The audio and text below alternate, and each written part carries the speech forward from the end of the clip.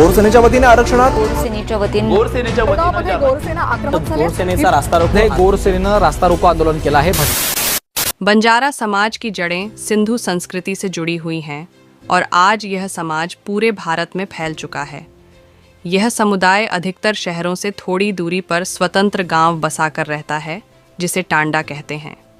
बंजारा समाज के लोगों का प्रमुख व्यवसाय खेती है और कई लोग मजदूरी करके अपना पालन पोषण करते हैं। समाज के न्याय, हक, सांस्कृतिक धरोहर, वेशभूषा और भाषा को जीवित रखने में गौर सेना का बड़ा योगदान है। गौर सेना गौर शिकवाड़ी की एक शाखा है। गौर शिकवाड़ी की स्थापना 1999 में काशीनाथ जी नायक द्वारा की गई थी। संदेश भैया चौहान भी 1999 से इस संगठन के साथ कार्यरत हैं। गौर सेना की स्थापना के बाद से ही संदेश भैया चौहान इसके राष्ट्रीय अध्यक्ष बने और तब से अब तक वे समाज हित के लिए अनेक कार्य कर रहे हैं। समाज सेवा के लिए उन्होंने अपना घर तक छोड़ दिया और आजीवन अविवाहित रहकर समाज की सेवा करने को ही अपना कर्तव्य माना। उनके साथ कई अन्य लोग भी हैं जिन्होंने विवाह नहीं किया और बंजारा समुदाय के लिए अपना जीवन समर्पित कर दिया।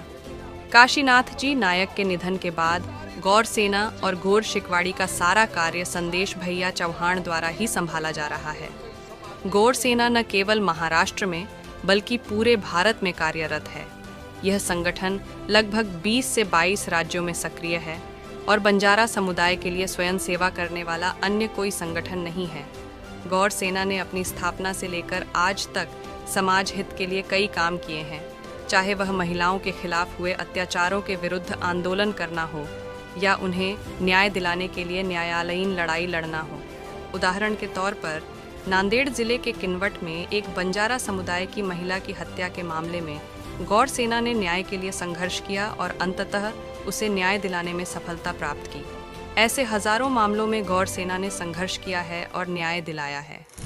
त्या पोस्टमार्टम मध्ये एखाद्या मुलीला पाण्यामध्ये ढकलून निर्गुण हत्या करत असेल त्याचा रिपोर्ट येणार आहे का?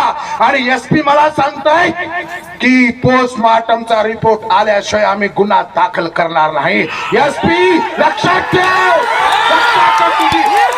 तुझी जागा तुला दाखवून देऊ।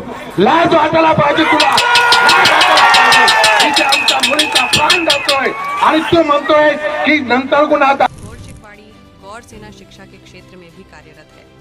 वे बंजारा समुदाय के छात्रों को सरकारी परीक्षाओं की तैयारी के लिए रायशीना फाउंडेशन के माध्यम से छात्रवृत्तियां प्रदान करते हैं।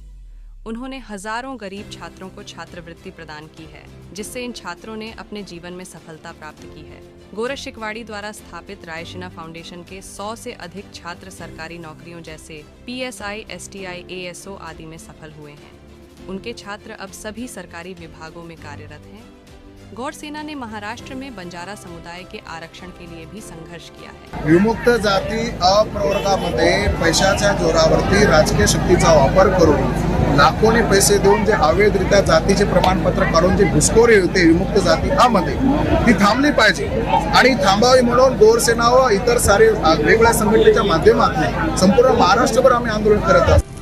संदेश भैया चौहान के नेतृत्व में महाराष्ट्र में बंजारा आरक्षण के मुद्दे पर कई आंदोलन किए गए। इन आंदोलनों में औरंगाबाद, नागपुर और पूरे महाराष्ट्र में लाखों लोग शामिल हुए। जब राजनेता अपनी रैलियों में लोगों को बुलाने के लिए पैसे देते हैं, तब गौर सेना की रैलियों में बिना किसी स्वार्थ के लाखों लोग एक स्वर में शामिल होते हैं। अप्रैल 2023 में गौर शिकवाड़ी ने यह निर्णय लिया कि बंजारा समुदाय की समस्याओं को सुलझाने के लिए उन्हें एक राजनीतिक पार्टी की आवश्यकता है। इस निर्णय के तहत उन्होंने समनक जनता पार्टी की स्थापना की। पिछले लोकसभा चुनाव में यवतमाल वाशिम निर्वाचन क्षेत्र से बंजारा समुदाय के प्रमुख नेता अनिल भैया राठौड़ ने चुनाव लड़ा।